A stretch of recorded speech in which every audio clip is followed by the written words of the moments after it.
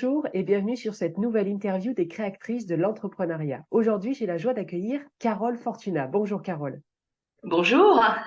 Cette interview, elle est dans le cadre des créatrices de l'entrepreneuriat, une série de vidéos pour des entrepreneuses qui nous communiquent, qui nous inspirent, qui nous rassurent aussi sur le parcours entrepreneurial parce qu'il y a de plus en plus de personnes, femmes et hommes d'ailleurs, qui se posent la question de quitter le salariat pour entreprendre. Et toutes ces femmes, avec des expériences en nombre d'années différentes, avec des activités, des thématiques différentes, nous apprennent que, en gros, tout ce que nous vivons, de peur, de doute, d'émotion, est totalement normal et qu'il y a des moyens de les dépasser ou en tout cas de les laisser vivre. Donc aujourd'hui, Carole, eh bien, elle va nous mettre en joie parce que c'est un de ses slogans finalement, c'est libératrice de votre envie et de votre joie. Et je trouve ça génial et elle le porte formidablement bien. Donc, tu vas parler plus avant de tes outils, mais Oui. il y a la musicothérapie, il y a le yoga du rire, enfin plein de choses qui mettent des étoiles dans les yeux rien qu'en parlant. Donc, Carole, est-ce que tu peux te présenter un peu plus que ce que je viens de faire et nous parler de toutes tes activités ou certaines activités, comme tu le souhaites?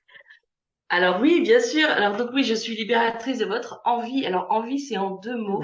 Mhm. Et ça, j'y tiens parce que c'est important pour moi, de votre communication et de votre joie. Et en fait, j'accompagne les personnes et les entreprises. Enfin, j'ai deux axes d'accompagnement. Donc d'abord les entreprises, je les accompagne à faciliter la communication et la cohésion au sein de leurs équipes. Et pour ce qui est des personnes, je les accompagne à consolider les fondements, leurs fondements, leur base finalement, pour pouvoir continuer à avancer dans la vie. Et pour cela, les outils que je vais utiliser, donc quand je parle des fondements, c'est vraiment qu'elles osent, qu'elles reprennent confiance en elles, qu'elles aient envie de s'exprimer, de communiquer. Et les outils utilisés sont en effet la musicothérapie, le yoga du rire, la libération de la voix, le coaching et la formation en communication humaine. Et tout cela tourne autour de la communication. Parce que quand on est des êtres humains vivants, on est des êtres communicants. Et dès que l'on commence à ne plus communiquer, à se replier sur soi, à s'isoler, eh bien c'est là où notre vie est petit à petit, elle s'étiole. Et c'est important de continuer à aller de l'avant, à s'exprimer et voilà, à avancer sur son chemin. Et, et Donc j'ai, c'est en cela que j'accompagne les personnes, voilà. le nom de ton entreprise ou un autre slogan, je ne sais pas comment il faut le situer, c'est Communissons. C'est Communissons. Alors Communissons, c'est en plus ça a été le rêve d'une nuit quand j'ai trouvé le nom de mon entreprise. Ça veut dire à la fois la communion, la communication, être unis, les sons, être à l'unisson. Enfin voilà, ça regroupe tout cela. Alors déjà le nom de mon entreprise, il englobe déjà tout cet accompagnement que je fais. Depuis quand tu es entrepreneuse, Carole? Alors ça fait maintenant, bah, ça va faire 8 ans en février. Super, super. Et avant, vie salariale, depuis combien Ouais. de temps? Alors donc j'ai fait presque 30 ans de salariat, à peu près, allez à 2 ans près, 30 D'accord. années de salariat où j'ai travaillé dans différentes entreprises, des petites entreprises familiales, des grosses boîtes du CAC 40. J'ai même travaillé en Auvergne dans la coutellerie. Ouais, génial. Ouais, je ne savais pas ça. Super.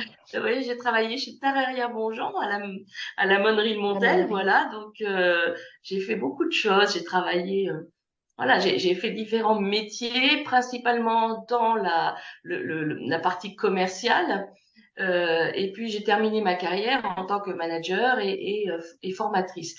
Donc en fait, tout au long de ma vie de salarié, la communication et le développement de l'humain, surtout quand j'étais manager, était vraiment au cœur de mon métier. Et puis parallèlement à ça, je suis chanteuse lyrique. Donc je menais en fait deux chemins en même temps parallèles.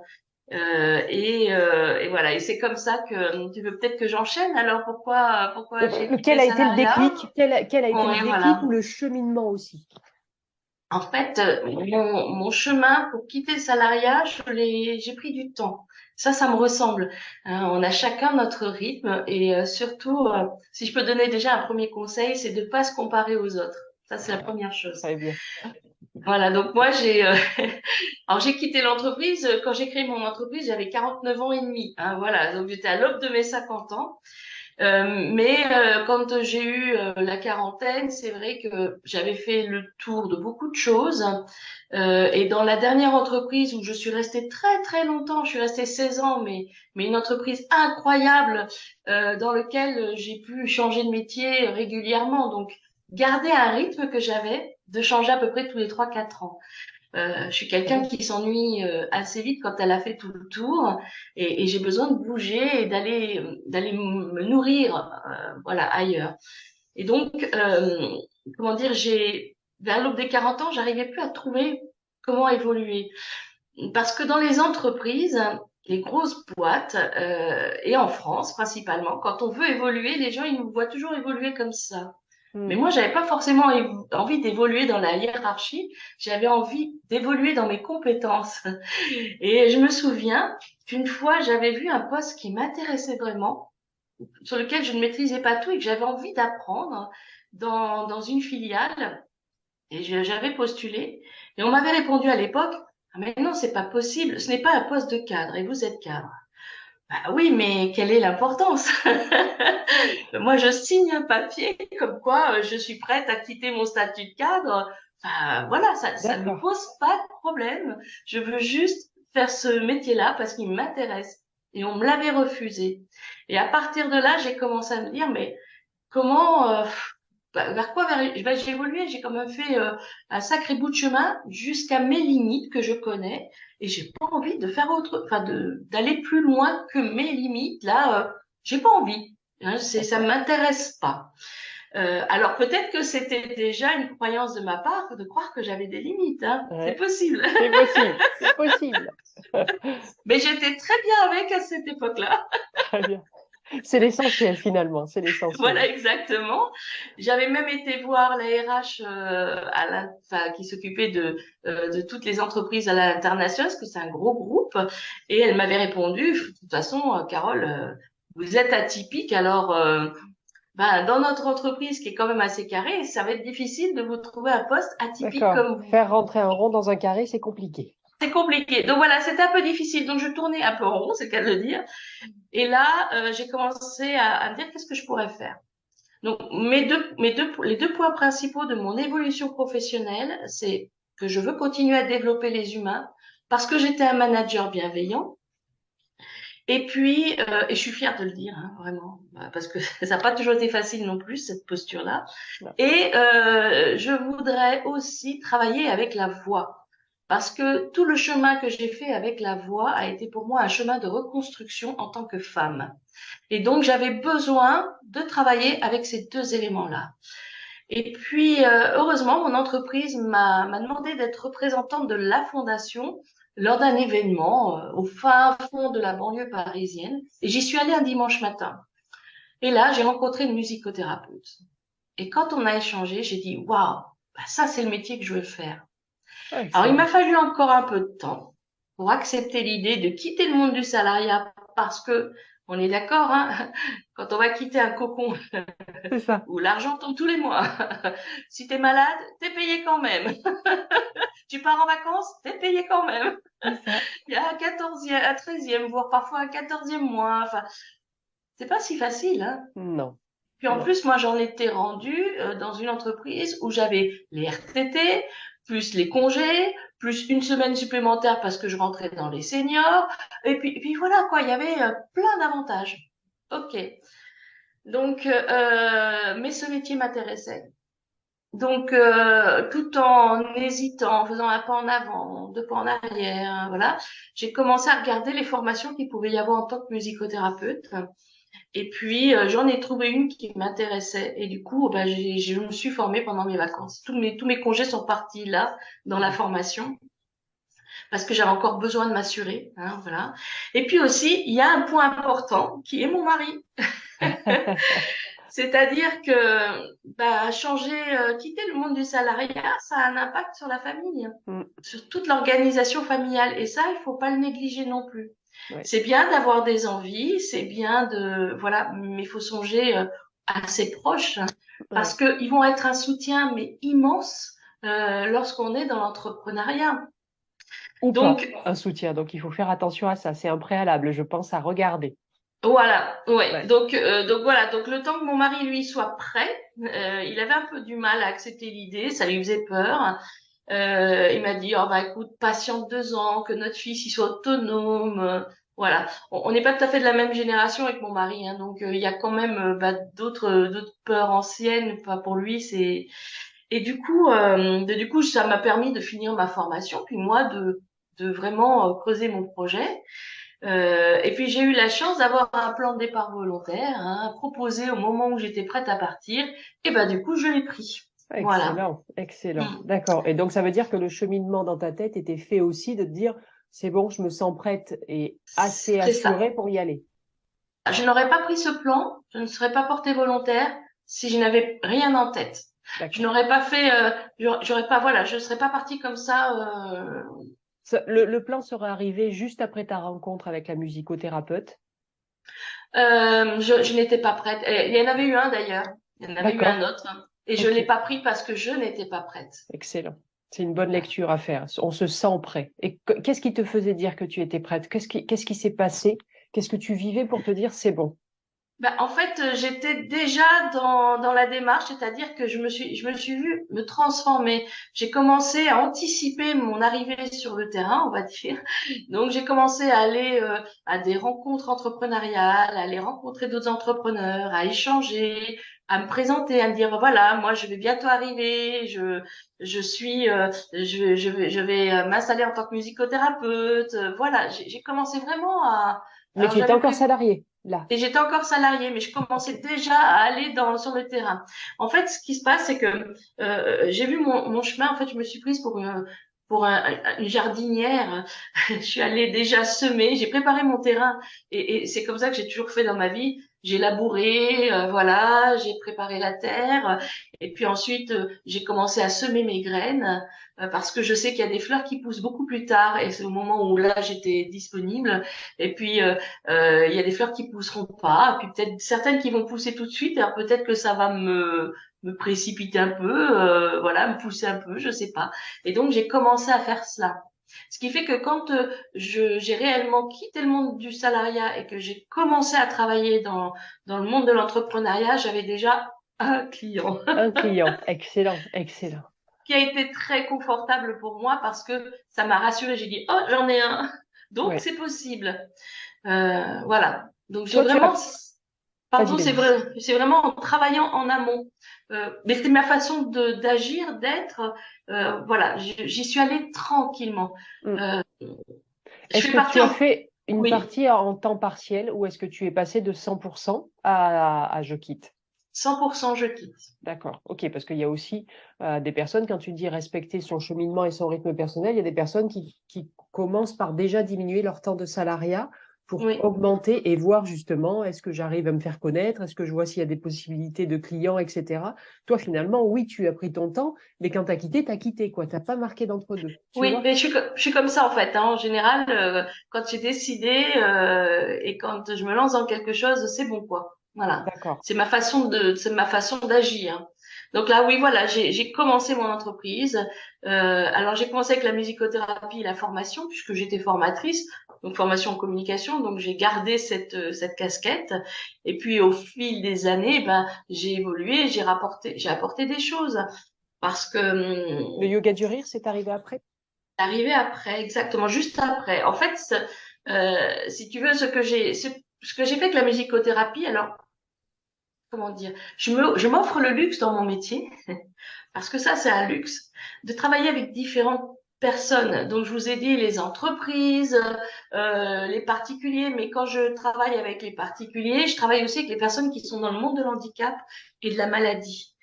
Parce que là, c'est vraiment mon cœur, il est là aussi, d'aller aider les personnes fragiles, de les accompagner, de les accompagner à se révéler et à s'exprimer quand la parole n'est plus, par exemple. Et c'est important.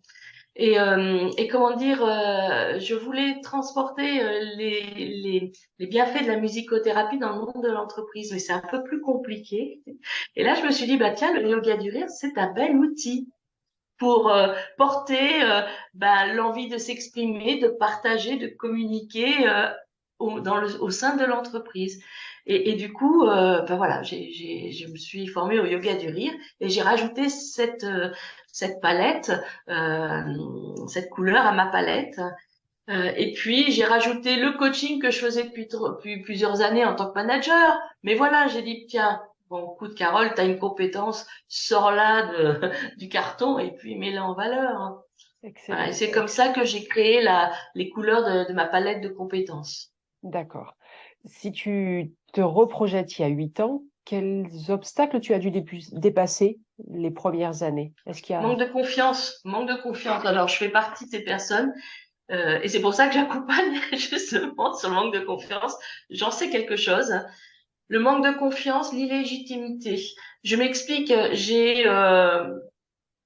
part le bac, j'ai pas eu mes autres diplômes parce que, comme beaucoup, hein, j'ai préféré aller en boîte, enfin danser et puis m'amuser plutôt que de travailler consciencieusement, voilà, sur mes devoirs. Donc j'ai un peu loupé et ça m'a poursuivi toute ma vie, mais toute ma vie. Dans le monde de l'entreprise, on me donnait pas une certaine augmentation. On me disait, mais non, mais toi, tu n'as que le bac. OK.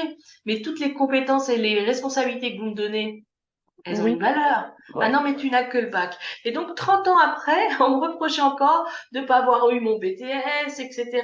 Donc, c'était lourd, c'était pesant. Ouais, c'est très Et français, ça. Ouais. c'est très, très français. Pourtant, on m'a donné des projets, mais incroyables à traiter. Ah, mais non, mais Ouais. j'avais que le bac. Bah, quand on Donc, t'est donné, on s'occupait pas que tu avais le bac. On savait que tu saurais faire. tout à fait, tout à Ok, fait. C'était moi d'accord. qu'on choisissait, mais tu C'est vois, ça. c'est ce côté un peu, oui, c'est très français. Et Ouais. du coup, quand je suis arrivée sur le terrain, j'ai dit, oh, mais en quoi suis-je légitime? Musicothérapeute, je débute. Yoga du rire, je débute. Bon, coaching, ça va. Formation, ça va. Mais waouh, libération de la voix, je débute. Comment je vais est-ce que je suis légitime? Et ça m'a beaucoup perturbé tout cela. Et alors, Et, comment euh, tu l'as et travaillé? eh je me suis fait accompagner parce qu'il y a un moment donné, quand même, c'est bien d'être seul. Mais je l'ai dit tout à l'heure, hein, les êtres humains vivants, nous sommes des êtres communicants. Mm. Et quand on s'isole, c'est terminé, c'est difficile. Donc à un moment donné, j'ai appelé à l'aide. Donc j'ai été coachée, j'ai été accompagnée et heureusement, Tu l'as fait heureusement, dès le départ?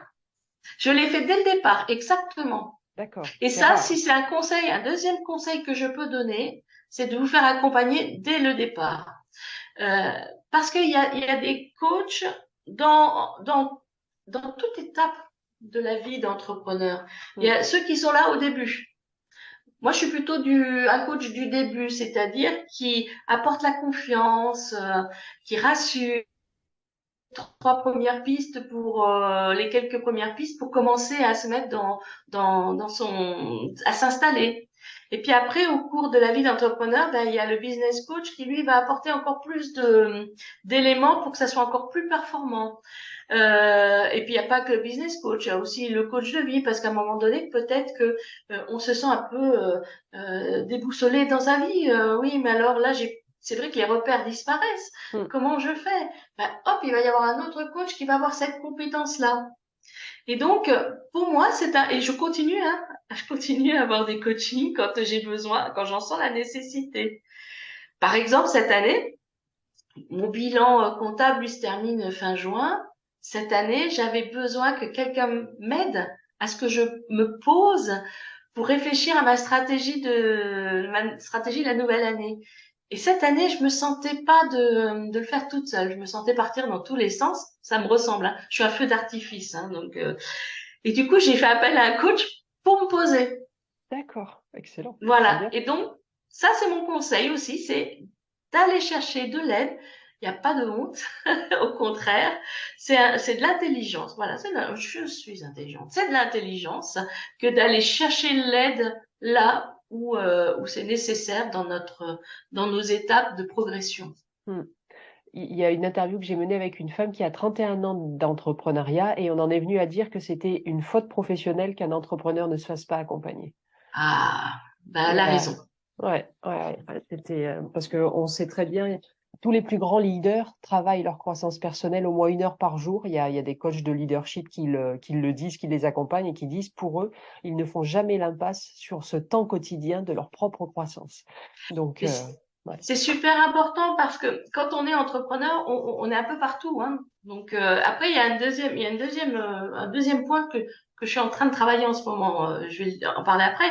Mais c'est vrai qu'on est un peu partout et c'est nécessaire de se poser, d'avoir cette personne qui va nous aider à, à libérer tout ce que l'on a en tête et parfois en le faisant rien qu'avec l'aide d'une personne, hein, ben, on va trouver nos propres solutions. Ou on va se dire, bah tiens, ça, non, maintenant, ça, j'arrête parce que ça a plus aucun intérêt dans mon entreprise. mm, Et c'est vrai que c'est sans arrêt, elle a raison. Sans arrêt, c'est une évolution que de se faire accompagner. mm, C'est important d'avoir un mentor. C'est important aussi d'aller parler avec ses compères, hein. Euh, une autre leçon que j'ai appris dans l'entrepreneuriat quand je suis sortie du monde de l'entreprise, pour moi, tout le monde comment dire, c'était des concurrents. Puis, oh là, à tous les musicothérapeutes, là, ouh, ben, pourquoi elle a eu tel client et pas moi? Et pourquoi c'est pas moi qui ai été choisie? Oui, ce sont des concurrents. Bon, je me suis ramassé une belle claque, hein, avec cette pensée-là. Puis après, j'ai réfléchi, puis j'ai dit, mais non, mais attends, Carole, ils ne sont pas toi. mm, Certes, ils ont une compétence commune, mais après, leur parcours de vie, leur parcours de compétences, d'expérience n'est pas le même. mm. Donc, ce que j'ai appris dans l'entrepreneuriat, c'est qu'on n'est pas des concurrents, on est complémentaires. Et grâce à Dieu, eh ben voilà, il y a plusieurs musicothérapeutes, plusieurs coachs, il y a plusieurs formateurs, et grâce à Dieu, ça permet au client d'aller trouver la personne qui lui convient le mieux, avec qui ça vibre. C'est ça, c'est ça. Tout est une histoire de vibration et d'énergie qui est envoyée. Ouais, on n'est pas tous faits pour travailler avec tous les clients de la Terre et tous les clients ne sont pas faits pour travailler uniquement avec un seul coach ou une seule musicothérapeute. Et c'est correct, quoi. Et c'est très bien. Mais ouais, c'est vrai que c'est une belle étape, ça, de passer, de se dire non, non, j'ai pas à avoir peur des autres. C'est beau, c'est beau. Ça t'a pris combien de temps, Carole, tu dirais? Alors, on va dire, allez, 2 ans quand même, hein, 2 ans? bon, et puis je reconnais quand même, je suis pas non plus parfaite parce que la perfection n'existe pas. De temps en temps, je ronchonne. Puis, je lui dis, oui, pourquoi? Puis après, non, mais Carole, C'est ça. lâche l'affaire, quoi. Quelle qualité tu dirais que tu as dû développer avec l'entrepreneuriat? Bah, vraiment, alors je sais pas si ça c'est qualifié en tant que qualité, mais j'ai travaillé la confiance, quoi. Voilà, j'ai vraiment développé cela, de me dire, oui, Carole, tu es au bon endroit, fais-toi confiance, tu as les compétences, oui, tu es légitime. Hmm. Ok. Est-ce que tu te raccroches à une vision d'entreprise que tu aimerais créer dans l'idéal? Bien sûr.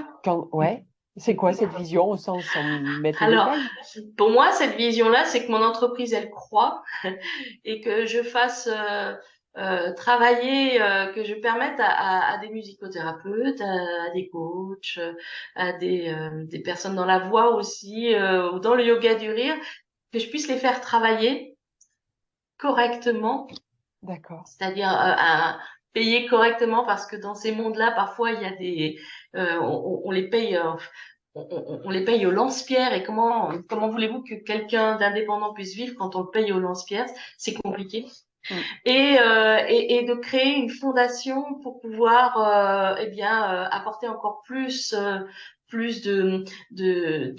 d'accompagnement pour les personnes qui sont fragiles, donc dans l'handicap physique, dans l'handicap mental ou dans la maladie. Et ça, c'est vraiment mon Excellent. grand projet Ok. parce que j'avance dans l'âge et que qu'à un moment donné, ben je vais et déjà je commence à ralentir la course, c'est-à-dire que je cours plus aussi vite et je vais plus à droite à gauche en permanence. Je n'en ai D'accord. plus, voilà, je m'en sens plus la santé. Donc j'ai besoin maintenant que les choses soient plus posées.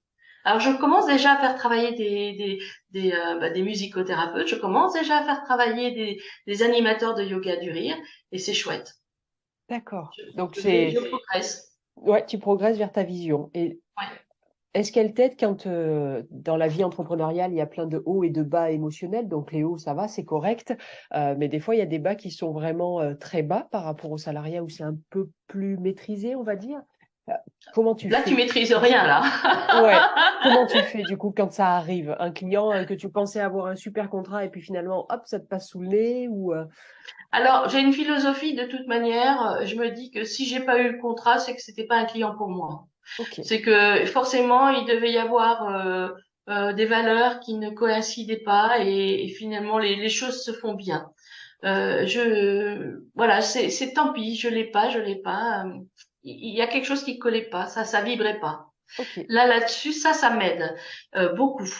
Et puis ensuite, si quand je suis un peu dans le fond du trou, ce qui m'aide, parce que bon, ça m'arrive comme tout le monde hein, d'être dans le fond du trou, parce que comme tu le dis, c'est fluctuant. Là, quand même, quand on a eu la crise de la Covid, ouais, waouh, de ce coup, moi, j'avais plus rien. Hein. ouais, Et comment faire? Eh bien, d'abord, je me suis rattachée, je me suis vraiment c'est vraiment le support qui me permet toujours de garder la flamme allumée. Ce sont les personnes fragiles avec qui je travaille. Toutes ces d'accord. personnes qui sont dans l'handicap. J'ai travaillé avec des personnes dans l'handicap cérébro-lésé, de tout âge. Je travaille avec des personnes Alzheimer. Et ces personnes-là, elles ont une telle force de vie, alors que tu te dis, mais c'est incroyable avec tout ce qu'elles ont comme difficulté. Ben, elles ont une telle force de vie. Euh, que je me rapproche, enfin, je me rattache à cette image-là, à cette sensation que j'ai quand je travaille avec eux et je me dis, mais moi, j'ai pas le droit d'éteindre la flamme. Ouais, tu peux pas te le permettre parce que eux, ils ont encore plus de difficultés. Et... Ouais, Et ils sont là et ils y vont et ils vivent, ils rient, ils sont heureux, voilà. Donc, j'avance. ok. J'avance grâce à eux. Et puis, le deuxième point, c'est que je parle. J'appelle les collègues, voilà, ou je fais appel à un coach, mais j'appelle les collègues et on parle. Et donc, le réseau est très important quand on est Mm. entrepreneur. Tu fais partie de plusieurs réseaux? Oui. Alors, je fais partie de réseaux physiques et de réseaux virtuels. D'accord. Voilà. Et je fais partie, entre autres, de réseaux franco-québécois parce que Ok. j'avais envie de m'ouvrir aussi un peu à la façon de vivre l'entrepreneuriat ailleurs. Mm. Et donc, ça vient me nourrir. Et puis aussi, justement, je m'occupe du club Rebond Bretagne, de l'association des rebondisseurs français, qui est une association qui est bien bientôt 5 ans et qui œuvre pour accompagner les entreprises justement à vivre l'échec comme une opportunité et pas comme quelque chose de moche et de sale et t'as mal fait ton boulot si t'es en échec, comme on le vit D'accord. en France en général. Ouais. C'est vraiment de le vivre comme une opportunité. Ben oui, qui ne tente rien n'a rien. Il y a que ceux qui font rien qui n'ont pas d'échec. Donc l'échec, c'est normal, ça fait partie de la vie. Hein. Ouais. C'est Et encore c'est plus quand tu es entrepreneur. et c'est comme ça qu'on apprend encore plus fort, plus vite et de manière à ne pas le reproduire parce que c'est tellement ancré émotionnellement, ce qu'on appelle un échec, que on n'ira plus la deuxième fois de la même manière en tout cas. Voilà, on part de là, en Ouais. échec. On tombe. Ben Ouais. ouais, mais quand on se relève, on part de là. C'est ça. On C'est part ça. pas du même niveau. Tout à fait. Ouais, c'est une belle philosophie de vie. Et puis effectivement, l'aspect réseau, que ce soit distanciel ou physique, est très important. Tu les as trouvés tout au long du chemin, par opportunité, tu les as cherchés. Comment c'est venu? Alors j'ai cherché, enfin au départ j'ai cherché quand même hein, le réseau et puis je cherche encore. Hein, même là maintenant que je suis installée en Bretagne depuis peu de temps, justement je cherche les réseaux physiques. Mais grâce à mes réseaux virtuels, je rencontre des réseaux physiques. D'accord. Donc tout ça, ça se, voilà, parce que les gens à un moment donné en virtuel, j'ai envie de les rencontrer dans la vraie vie. Hein. Ouais, ouais. Donc voilà, ça. Il y en a que je cherche, il y en a d'autres qui viennent à moi. Voilà, c'est un peu. Et d'ailleurs, le réseau, heureusement, au moment du Covid, heureusement que j'avais le réseau. Heureusement qu'on s'est toutes et tous soutenus. Hmm. Ça Pour a trouver des été. solutions, pour vous auto-former sur des choses? Alors Est-ce que- oui, il y a eu beaucoup de formations qui ont été mises en place, et puis aussi pouvoir faire du co-développement ensemble. Comment tu pourrais faire autrement? C'est bien. En fait, l'union fait la force et la multitude de cerveaux font notre richesse. Mm, Hein. mm. C'est important. Hein, voilà. Donc c'est tout ça, c'est de se réunir, d'échanger. Et puis parfois, quelqu'un peut avoir une idée. Ah bah oui, tiens, je n'y avais pas pensé. Ou alors mes freins m'ont voilé la face. Bah j'y vais quoi. Est-ce que tu dirais que tu as encore des difficultés à dépasser après 8 ans d'entrepreneuriat? Oh bah à dépasser quoi? À dépasser mes peurs?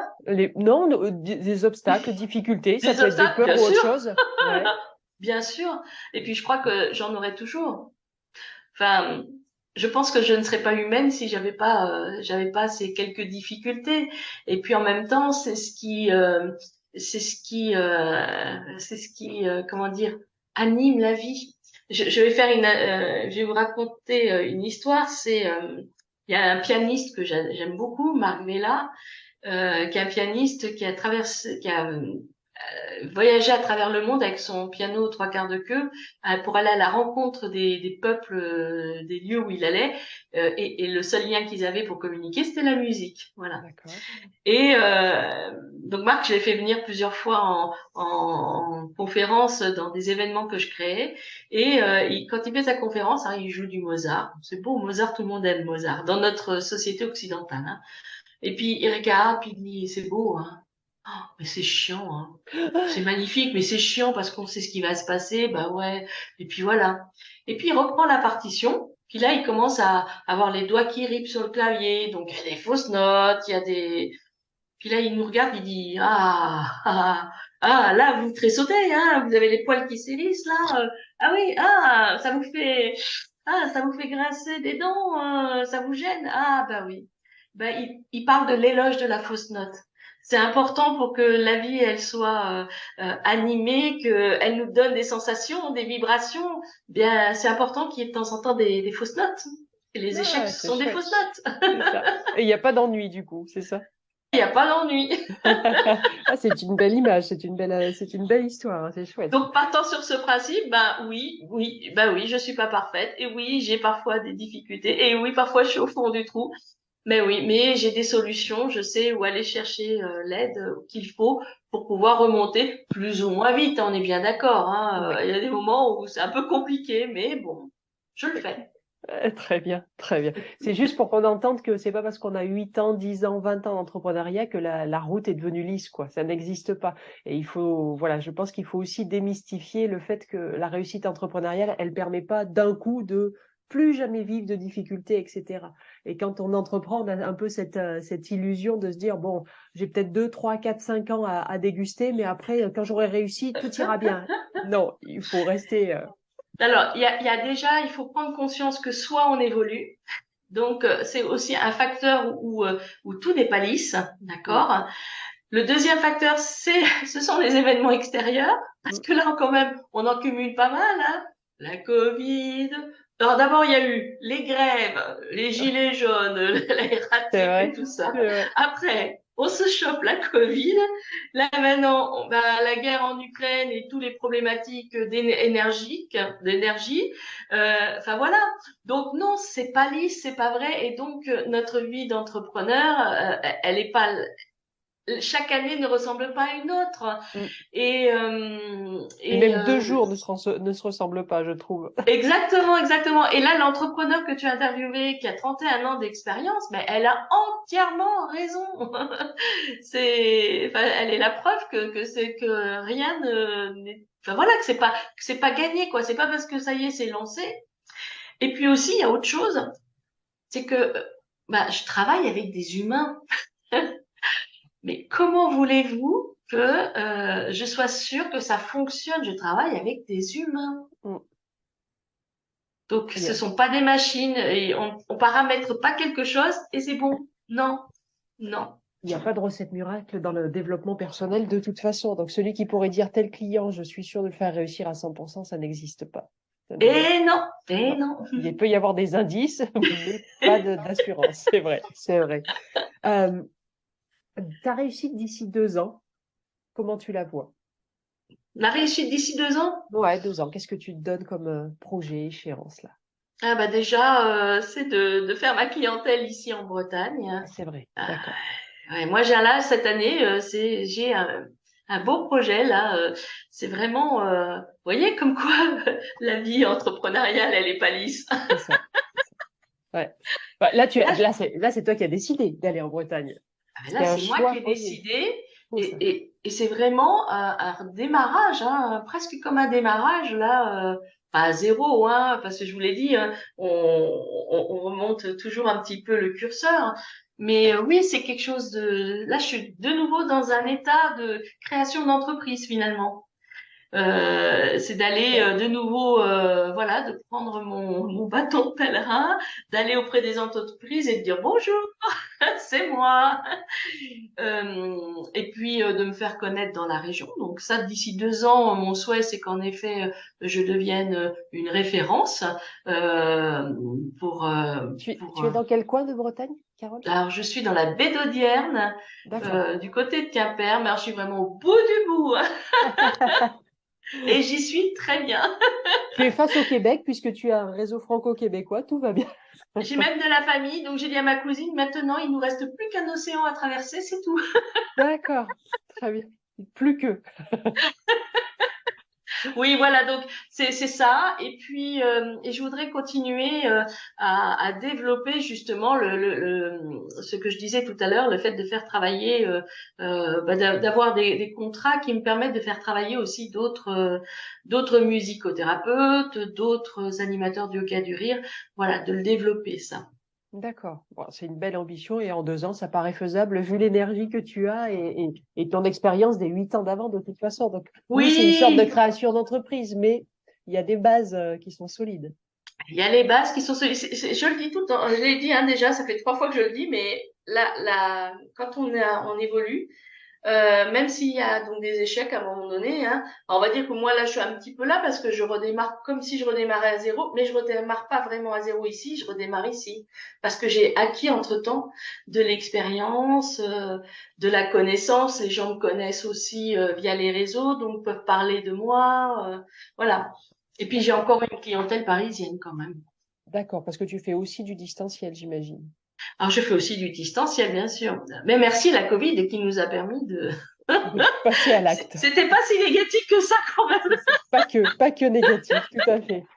Pour réussir ça dans 2 ans, est-ce qu'il y a des choses que tu sais que tu dois développer pour créer ça? Ouais, oui. Alors là, justement, je m'y attelle. Beaucoup plus de rigueur pour ma part. De Beaucoup rigueur. plus de rigueur sur tout ce qui est la projection. Là, je suis beaucoup plus mes chiffres. Je me suis fait des fichiers Excel encore plus pointus que ceux que j'avais auparavant pour voir où j'en suis, voir la stratégie très bien, combien de clients je dois aller chercher pour pouvoir atteindre mes objectifs financiers aussi. Voilà. Et donc là, ça me donne une ligne de conduite. Et en fait, depuis le début, je travaille comme cela, c'est-à-dire que quand je termine mon année comptable, je fais un bilan. Donc toute l'année, merci le monde du salariat et des grandes entreprises où travailler avec Excel est une facilité. Du coup, j'ai créé des tableaux dès le départ de suivi avec des camemberts, etc. Et donc, je regarde ce que j'ai fait et ce qui est envisageable de faire pour l'année prochaine en partant de ce que j'ai fait dans l'année. Ok. Voilà. Si, par exemple, moi, je sais pas, réussi à démarcher 10 clients en coaching, par exemple, voilà, eh bien, je me dis, OK, donc c'est possible d'avoir 10 clients en coaching, donc je peux envisager d'en avoir 12. Voilà. Ok. Et ainsi de suite. Et j'avance comme ça, petit pas, c'est la méthode des petits pas, mais ça sert à rien de vouloir faire un grand écart pour atteindre un objectif. Moi, je n'ai jamais réussi à le faire.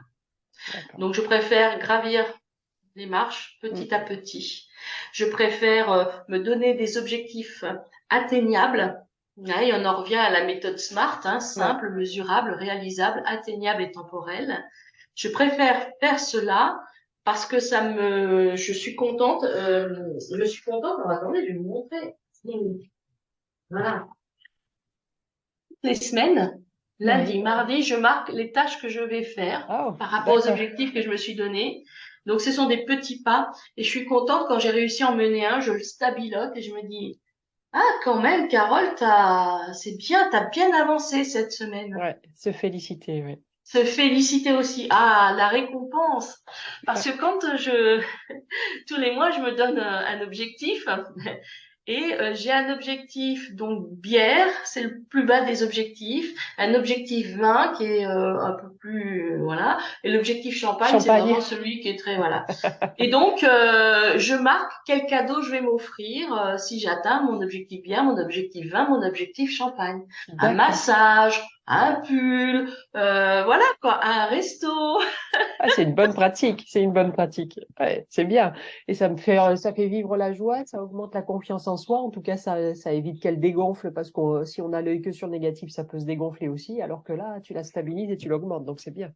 De toute façon, il y a toujours, et la vie, elle est faite comme ça. Il y a des choses positives, des choses négatives. Bien sûr que tout n'est pas positif, on est bien d'accord. Mm. Mais moi, j'ai fait un choix dans ma vie, et pas que pour mon entreprise. J'ai fait le choix dans ma vie de m'alléger des événements négatifs. C'est-à-dire que quand ils sont là, que ça soit de la tristesse, que ça soit l'échec, quand ils sont là, ok, c'est bon, j'ai bien compris, tu m'as fait mal, ouais, costaud, hein, très bien. Mais maintenant, je vais continuer mon chemin. Qu'est-ce que je fais? Est-ce que je t'embarque dans mon sac de vie, puis mon sac qui pèse de plus en plus lourd, ou est-ce que je décide de te laisser sur le côté? C'est bon, j'ai eu mal, j'ai compris, et j'avance de façon toujours légère. Eh bien, j'ai fait ce choix de vie. C'est un choix de vie que je fais depuis que je suis finalement entrepreneur. Je ne le faisais pas auparavant, par manque de confiance peut-être, hein. Mais du coup, c'est maintenant, je ne veux plus avoir un sac trop lourd dans ma vie. Mm. C'est fini, c'est fini. Maintenant, je choisis de m'alléger tout le temps. Donc, ces moments-là, difficiles, ben ouais, ok, parfait. Vécu, entendu, douloureux, très bien, mais je les laisse. Ça me fait penser à une phrase d'un de mes mentors qui dit: le passé doit nous servir de référence et non pas de résidence. Oui, tout à fait. Ouais. Donc oui, on peut avoir vécu quelque chose, mais comme tu dis, cette image du sac à dos, on n'est pas obligé de le porter, on peut le déposer, et puis voilà. Bon, de toute façon, il est là, il a été vécu, c'est passé, quoi. On Ben, peut ben, plus c'est rien bon, hein, faire. c'est usé. Le C'est caillou ça, qui vous a fait mal, il est usé là. c'est ça exactement. Carole, on s'achemine doucement vers la fin de l'interview. Oui. Deux dernières questions avec peut-être la même réponse. La première, quel conseil tu aurais aimé entendre avant de te lancer dans l'entrepreneuriat?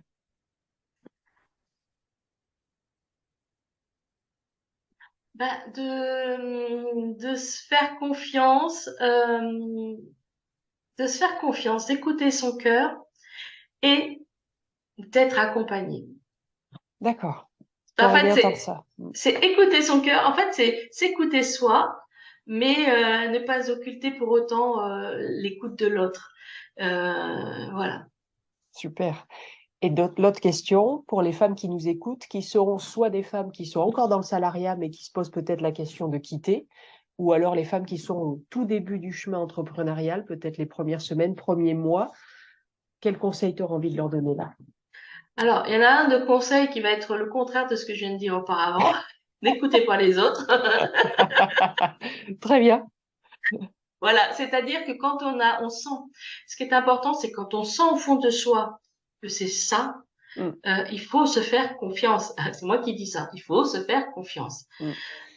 Maintenant, il y a un deuxième conseil, c'est que si vous êtes en famille, mari des enfants, c'est important quand même de parler du projet avec eux, parce que c'est quand même un projet qui va bouleverser la famille. J'ai quand même quitté un poste où c'était royal, j'étais une enfant gâtée, donc la famille était aussi une famille gâtée. Et puis plus rien au début, hein, donc Ouais, il ouais, faut en tenir compte, hein. ouais. C'est important. Et la famille, il faut qu'elle soit solidaire. Et pour ça, il faut qu'elle soit préparée dès le départ et au minima, hein, attention, hein. Par contre, si c'est pour vous dire non, non, tu dois pas surtout pas faire ça, etc. Attention. Voilà, Mm. c'est d'essayer d'instaurer ce dialogue. De Et poser les conséquences ensemble, en tout cas. ouais, voilà, c'est ça. Voilà, moi j'avais vraiment besoin de cela avec mon mari et mon fils. C'était vraiment important. Ce qui fait que maintenant, mon mari, il est là, quoi. Il est là, il comprend et même il me voit évoluer. Mais, mais voilà, il était acteur finalement. Mm. Ouais, il faut pas qu'ils soient à l'écart, mais il faut pas non plus qu'ils soient ceux qui nous disent quoi faire. Donc il y a un juste milieu à trouver. La Merci de responsable, traduire correctement ma pensée. C'est tout à fait ça. ouais. La responsabilité finale, elle est bien la nôtre en tant qu'entrepreneur, puisque, Exactement. sauf si eux sont entrepreneurs aussi. Des fois, il peut y avoir un contexte où notre conjoint ou dans la famille, il y a des entrepreneurs. Donc là, c'est un contexte différent, mais là, ça n'a pas l'air d'être le cas de ce que j'entends de toi. Donc effectivement, Non, la communication, c'est important. Voilà, c'est ouais. ça. Il faut communiquer quand même sur ce projet. Alors attention, hein, ne soyez pas surprise, mais dans la famille, personne veut que vous soyez entrepreneur. Hein. Ouais. Sincèrement, combien de personnes m'ont dit non mais tu te rends pas compte à ton âge, te lancer comme ça. Puis alors, j'ai créé tout de suite une URL. On m'a dit mais si ça te plante, tu devrais mieux te mettre en auto-entrepreneur. Ben non, c'est pas mon choix. Mais j'ai eu parfois des hésitations. J'ai dit, mais est-ce que je fais bien les bonnes choses? Ben Mm. ouais, parce que là, ici, ça vibre bien. Ouais. Donc, c'est le bon choix pour moi. Ouais, c'est écouter soi et prendre le temps de se recentrer sur soi. Et des fois, on court tout le temps en tant qu'entrepreneur, donc on ne fait pas ce truc de ah et là, c'est ok pour moi ou c'est pas ok. Mais ça aussi, c'est pas mal. Alors, tiens, troisième conseil, quand on est entrepreneur, je rebondis sur ce que tu dis, c'est s'accorder dans son emploi du temps un temps de rien. Mais ça Un temps fait de tout. rien, un temps de rien, mais ça fait tout. C'est bien. Toutes les semaines ou tous les jours? Tous les mois? C'est quoi ton temps de rien? Moi, je pense que je pense que ce serait bien de le faire tous les jours, au moins de s'accorder. C'est pas aussi facile que ça, hein. Non, Mais au moins une fois par semaine, c'est de s'accorder ce temps-là, mais rien que pour soi. d'accord. Ça veut pas dire ne rien faire.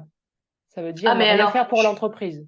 justement, ne rien faire pour l'entreprise, c'est ne rien faire pour l'entreprise, mais même parfois c'est ne rien faire pour soi et c'est de s'installer sur son canapé à rien faire. Et ça fait tout parce que c'est à ce moment-là où les idées viennent, où l'inspiration vient, et c'est important d'avoir toujours. Ah oui. Voilà, c'est important de toujours avoir son carnet près de soi pour noter les idées Mm, qui passent. mm. Parce que rappelez-vous, le nom de mon entreprise est venu pendant un rêve. Je me suis levée en pleine nuit pour l'écrire parce que je savais très bien que le lendemain matin, j'allais l'oublier. Ouais, Donc c'est c'est vrai. important d'avoir un carnet près de soi. Ouais, tout à fait. Ça devrait être dans le sac à main ou la sacoche, si c'est des messieurs, pour toujours avoir un crayon et un papier pas loin, c'est vrai. En tant Mm. qu'entrepreneur, c'est très utile. Mm. Euh, Par quoi tu aimerais terminer ton interview? Un mantra, une citation, une anecdote, une image? Alors c'est le mantra, c'est ce que j'utilise aussi pour mon podcast. C'est une phrase qui vraiment me vibre fort en moi. Chaque jour que je respire mérite un sourire. Et donc, chaque jour est nouveau. Ça mérite, voilà, que vous alliez de l'avant. Et si la veille, c'était pas une belle journée, eh bien, tant pis. Le lendemain, c'est une nouvelle journée que vous commencez. Donc vraiment, chaque jour que je respire mérite un sourire.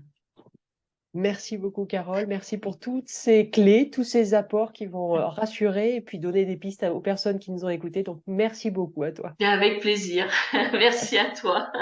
Et donc, tu vas me faire passer tous les liens pour que les personnes qui ont envie de te contacter puissent le faire tranquillement sans avoir à surfer sur tout le web. Voilà, qui Avec te joie. trouve. OK? Super. Merci beaucoup. Et à tous ceux qui nous regardent, eh ben, n'hésitez pas à liker, à commenter, à partager parce que vous ne savez pas cette vidéo à qui elle peut faire du bien, qu'elle peut inspirer, qu'elle peut permettre de travailler avec Carole ou avec moi éventuellement aussi. Donc, n'hésitez pas. Plus ce mouvement prendra de l'ampleur, plus il y aura de gens à leur juste place. En tout cas, c'est ma certitude. Vas-y, Carole. Ah, il n'y a pas d'âge pour entreprendre. Il n'y a pas d'âge pour entreprendre. Tout à fait. Tu as un exemple à la veille des 50 ans. C'est pas non plus ce qui est le plus répandu. Donc, c'est chouette. C'est très, très chouette. Merci beaucoup, Carole, et prends soin de toi et à très bientôt. Au Bye revoir. bye. Au revoir.